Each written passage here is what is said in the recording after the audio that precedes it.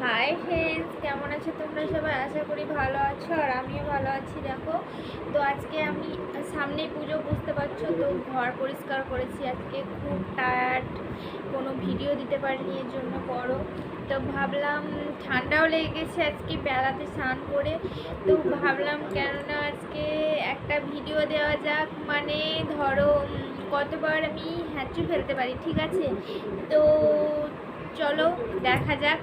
তো challenge video, আমি কতবার ফেলতে পারছি ভিডিওটা দেখো।